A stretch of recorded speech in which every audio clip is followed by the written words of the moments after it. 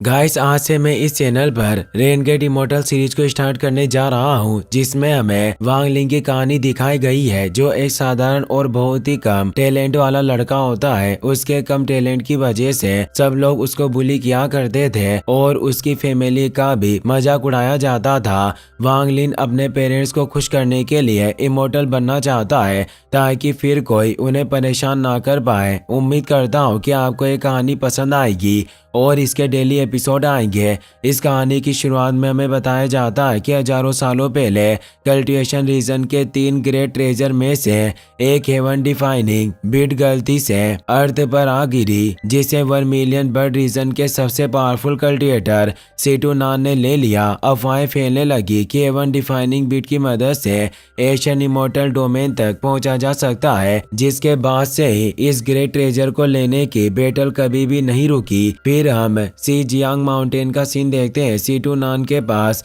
Haven defining bit था, जिसे लेने के लिए दूसरे डोमेन्स के 3 मास्टर उन पर अटैक कर रहे थे।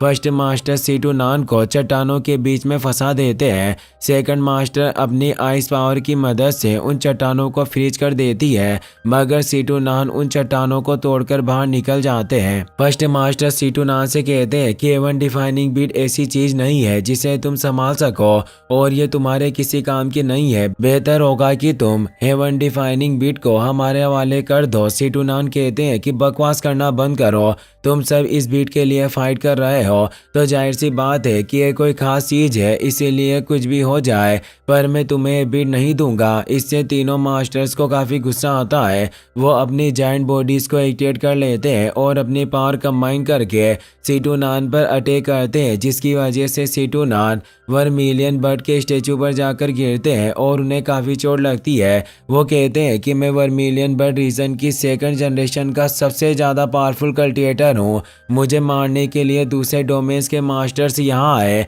मुझे खुशी है कि मैंने अपनी इस लाइफ में इतना सब कुछ हासिल कर लिया।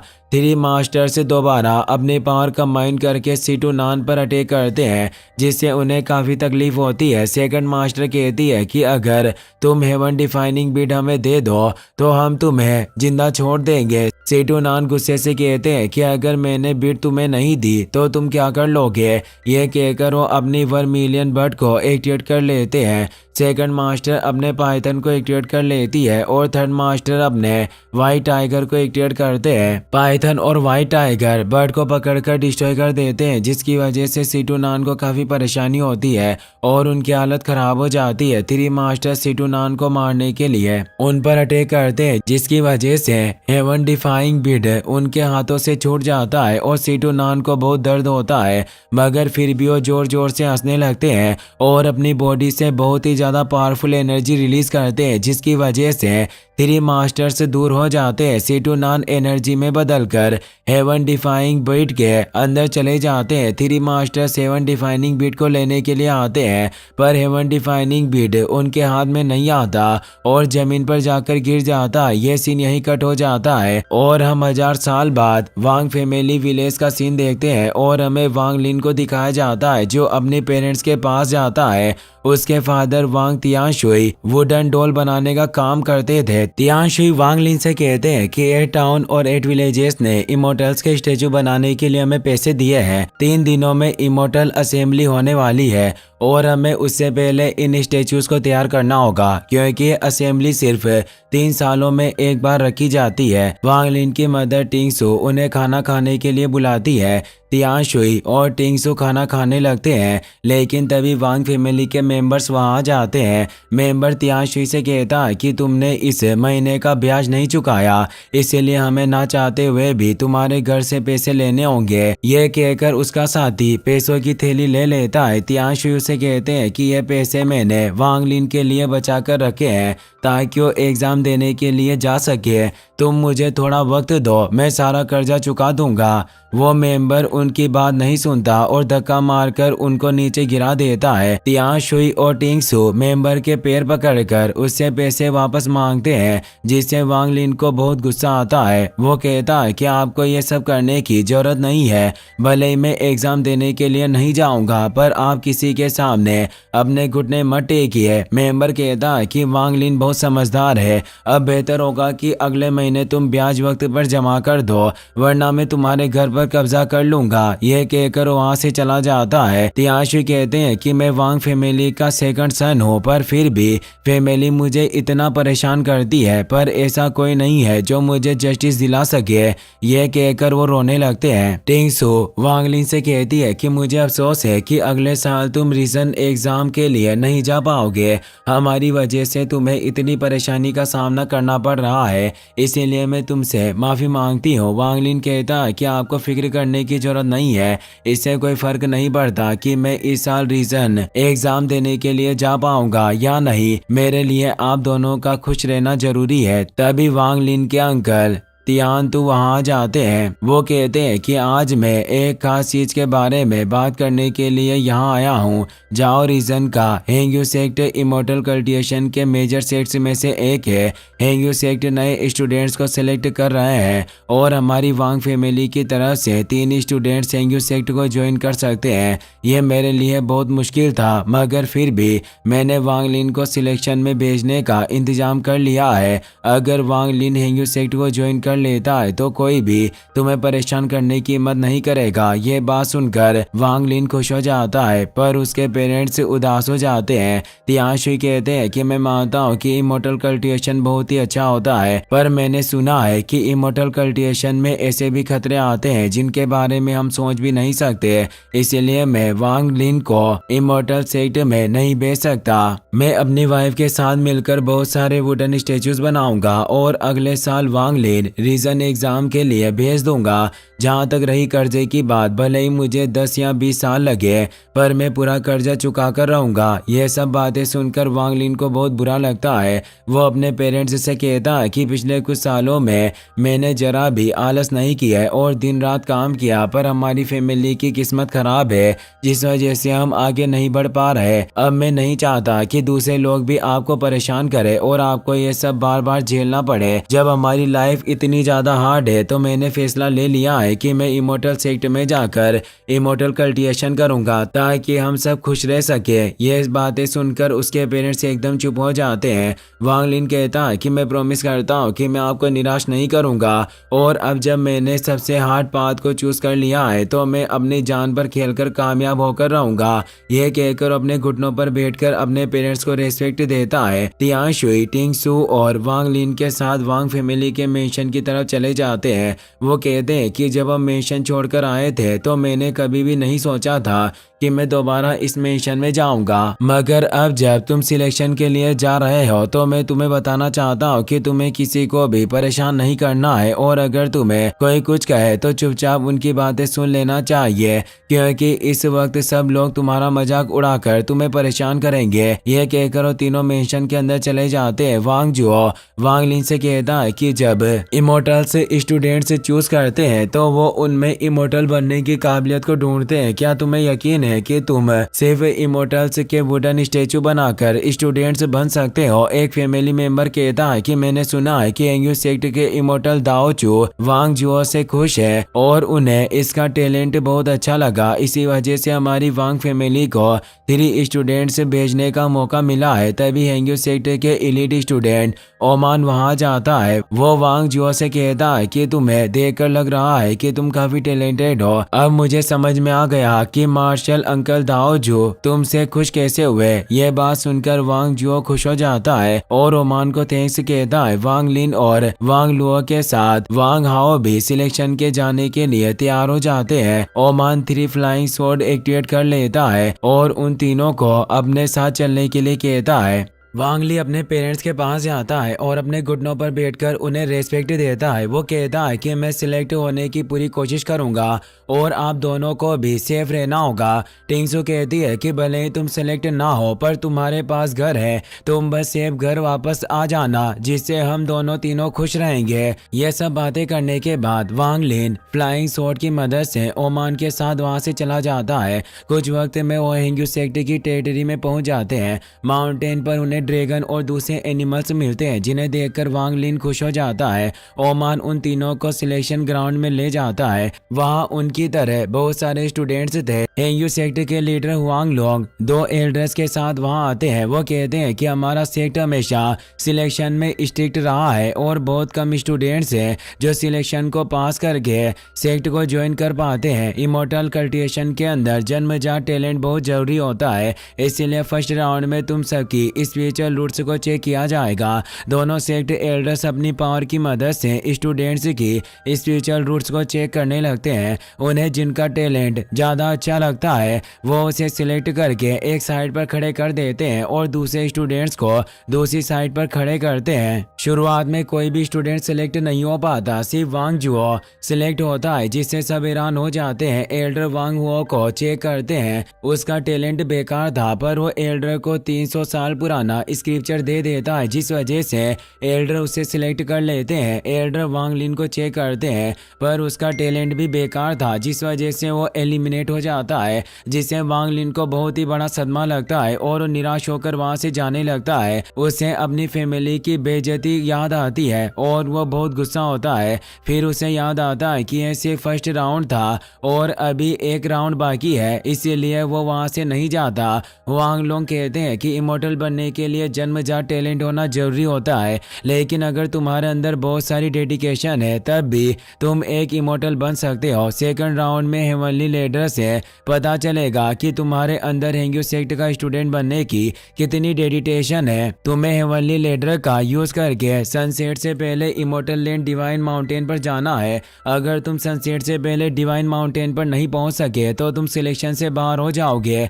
अगर ऊपर पहुंच गए तो तुम्हें हेंगयू सेक्ट का स्टूडेंट बना लिया जाएगा। इसके अलावा अगर तुमने बीच रास्ते में खतरे से डरकर चिल्लाना शुरू कर दिया तो तुम्हें एलिमिनेट कर दिया जाएगा। यह कहकर हेवनली लीडर को एक्टिवेट कर देते हैं। सभी स्टूडेंट्स तेजी से ऊपर चढ़ने लगते हैं। वांग लिन भी बिना वक्त गवाए ऊपर चढ़ जाता है और तेजी से आगे बढ़ने लगता है, पर एक स्टूडेंट उसे धक्का मारकर आगे निकल जाता है। वांग लिन उसे कुछ नहीं कहता और खड़ा होकर आगे बढ़ने लगता है। वांग लिन को धक्का मारकर जाने वाला स्टूडेंट ऊपर जाकर इल्यूजन में फंस जाता है। उसे लगता है कि वो आग से गिरा हुआ है और उसकी बॉडी जल रही थी। वो डरकर जोर जोर से चीखने लगता है और नीचे गिर जाता है, मगर एलईडी स्टूडेंट उसे पकड़कर जमीन पर ले जाता है। इसी तरह बाकी स्टूडेंट्स को भी भ्रम होने लगते हैं और वो लेडर से गिरकर एलिमिनेट हो जाते हैं। ऊपर चढ़ते हुए वांग लिन भी इल्यूजन में फंस जाता है, जिसमें उसके चारों तरफ लावा आ जाता है। धीरे धीरे लावा बढ़ने लगता है और वांग लिन की बॉडी को टच करता है। वांग लिन कहता है कि यह सब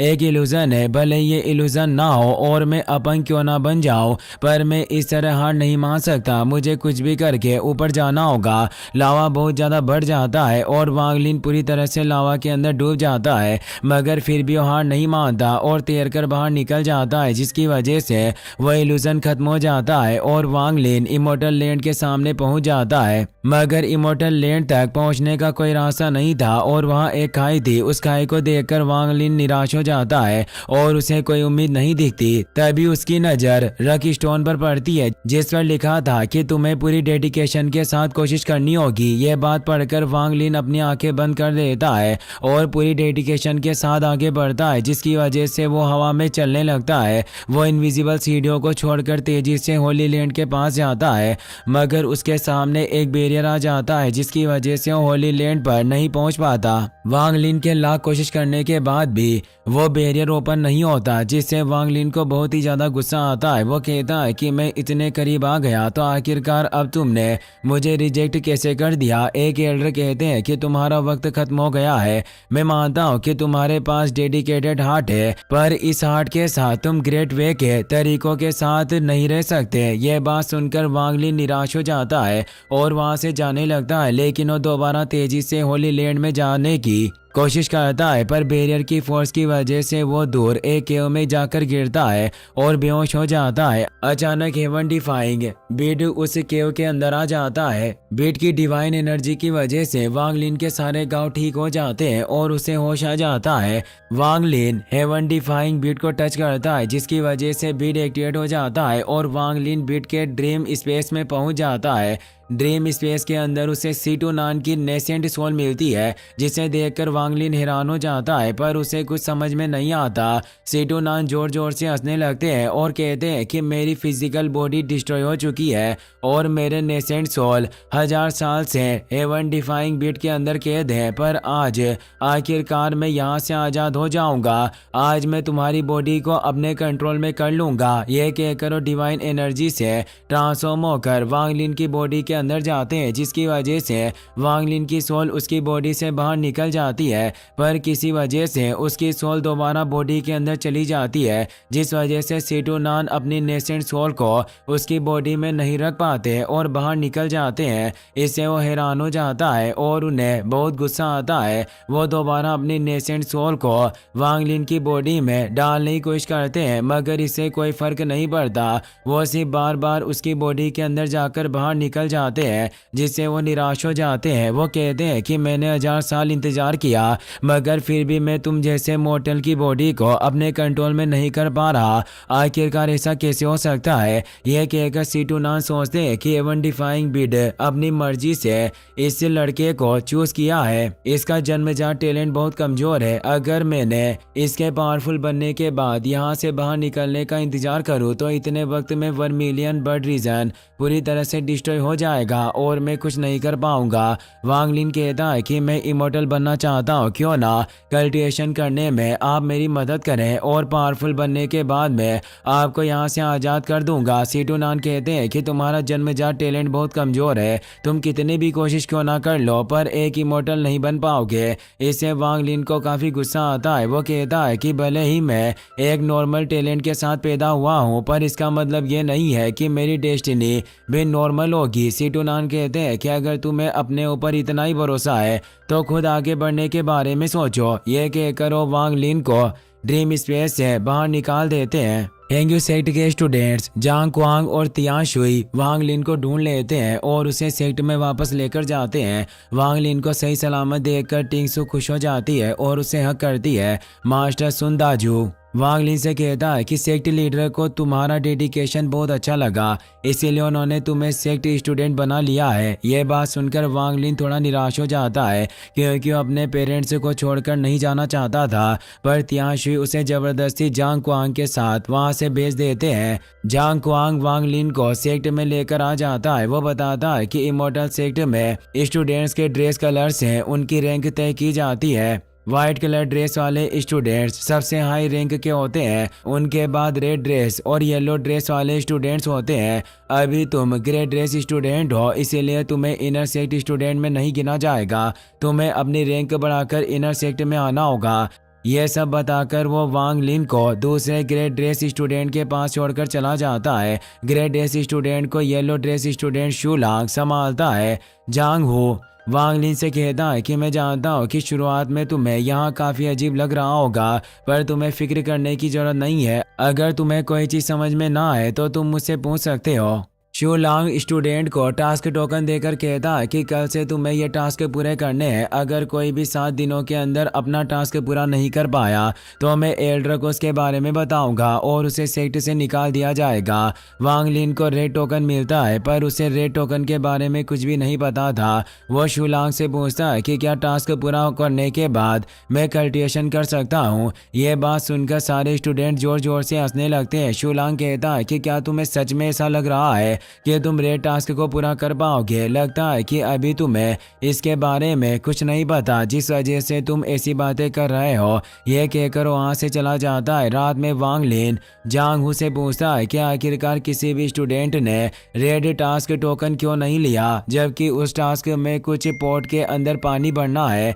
जांग हू कहता है कि तुम्हें कल पता चल जाएगा कि कोई भी स्टूडेंट रेड टास्क क्यों नहीं लेना चाहता। अगली सुबह वांग लिन अपने टास्क के लिए चला जाता है। वहाँ उसे बहुत बड़े बड़े पॉट मिलते हैं, जिन्हें उसे 7 दिन के अंदर पानी से पूरा भरना है। उस पॉट को देखकर वांग लिन हैरान हो जाता है, मगर फिर भी वो हार नहीं मानता और बकेट की मदद से वाटरफॉल से पानी लेकर उन पॉट के अंदर डालता है। दिन भर बकेट उठाने की वजह से वांग लिन के हाथों से खून आने लगता है। वांग लिन को याद आता है कि हेवन डिफाइंग बीड ने उसके घाव ठीक कर दिए थे, इसीलिए वो हेवन डिफाइनिंग बीड को पानी के अंदर डालता है और उस पानी में अपना हाथ डुबोता है, जिससे उसके हाथ ठीक हो जाते हैं। वांग लिन उस पानी को पीता है जिससे उसे काफी अच्छा लगता है और उसे समझ में आ जाता है कि हेवन डिफाइंग बीट की मदद से उसकी पावर बढ़ सकती है। वांग लिन ओस के पानी को एक गोट के अंदर जमा कर देता है और हेवन डिफाइंग बीट को गोट के अंदर डालता है। उस पानी को पीने की वजह से वांग लिन की एनर्जी काफी बढ़ जाती है।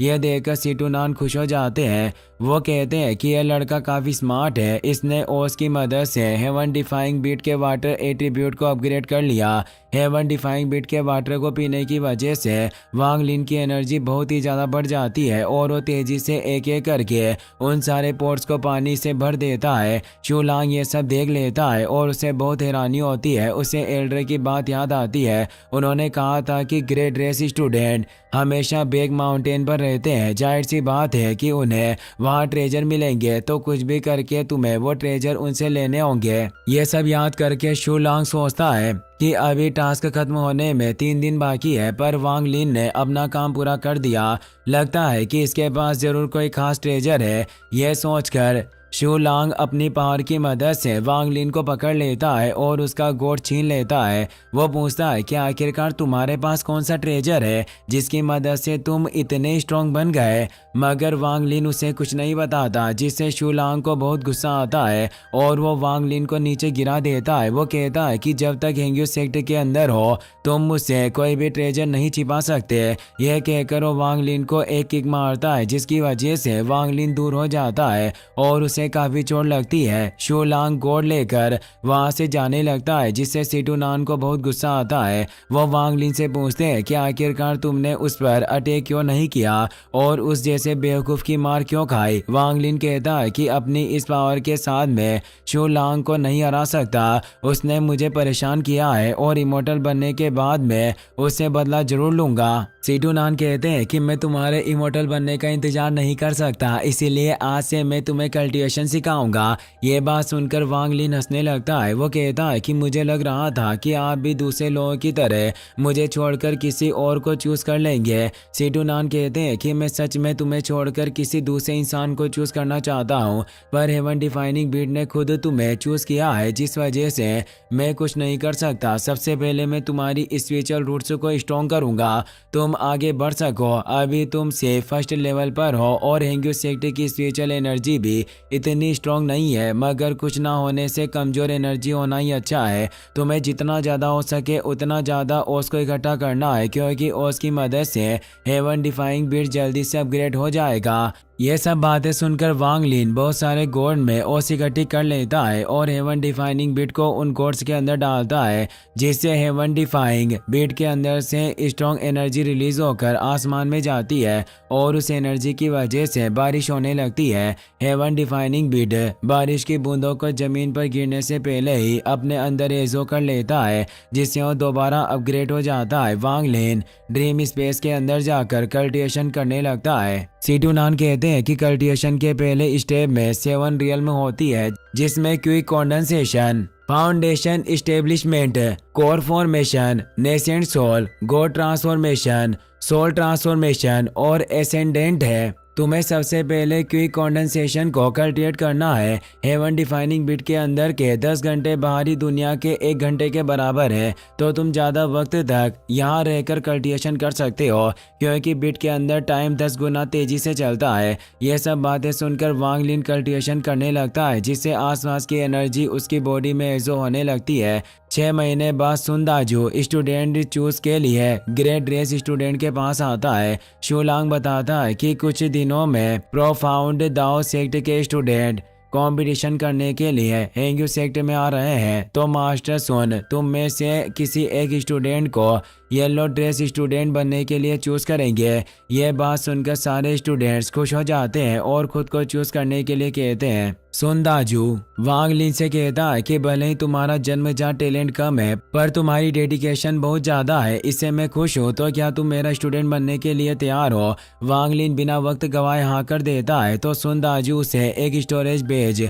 और एलिक्सियर देता है। वांग लिन एलिक्सियर को खा लेता है और सुनदाजू को थैंक्स कहता है। वांग लिन को येलो ड्रेस मिल जाती है। वो अट्रैक्शन फोर्स टेक्निक को मास्टर कर लेता है और क्विक कंडेंसेशन के फर्स्ट लेवल पर पहुंच जाता है। इससे सीटूनान खुश होते हैं और वांग लिन की तारीफ करते हैं। तभी वांग लिन को जांग हू के चिल्लाने की आवाज आती है जो शू लांग के टास्क के बारे में बहस कर रहा था। वो कहता है कि मैं जानता हूँ कि दूसरे स्टूडेंट्स ने तुम्हें ट्रेजर दिया है जिस वजह से तुम मुझे सेक्ट से बाहर निकालना चाहते हो। यह कहकर वहां से जाने लगता है जिससे शू लांग को बहुत गुस्सा आता है। वो अपना नाइफ जांग हू के हाथ में घुसा देता है और लात मारकर उसे दूर गिरा देता है। वो कहता है कि क्या तुम्हें सच में ऐसा लगता है कि मेरे होते हुए तुम सेक्ट लीडर के पास पहुंच पाओगे। ये कहकर वो नाइफ से जांग हू पर अटैक करने लगता है लेकिन वांग लिन स्टोन की मदद से उसका अटैक फेल कर देता है और जांग हू के सामने आकर खड़ा हो जाता है। वो कहता है कि हम सब एक ही सेक्ट के मेंबर हैं, इसीलिए अपनी हद पार मत करो। इससे शू लांग को बहुत गुस्सा आता है और वो वांग लिन से फाइट करने लगता है मगर वांग लिन एक पावरफुल अटैक से उसे दूर गिरा देता है। वांग लिन दोबारा शू लांग पर अटैक करता है जिससे शू लांग को बहुत तकलीफ होती है मगर वो हार नहीं मानता और अटैक को फेल करने की कोशिश करता है। लेकिन तभी जांग हू नाइफ उसकी बॉडी में घुसा देता है और उसे नीचे गिराकर बार बार उसकी बॉडी में नाइफ घुसाता है जिसकी वजह से शू लांग की डेथ हो जाती है। इसी के साथ ये एपिसोड यहीं पर खत्म हो जाता है।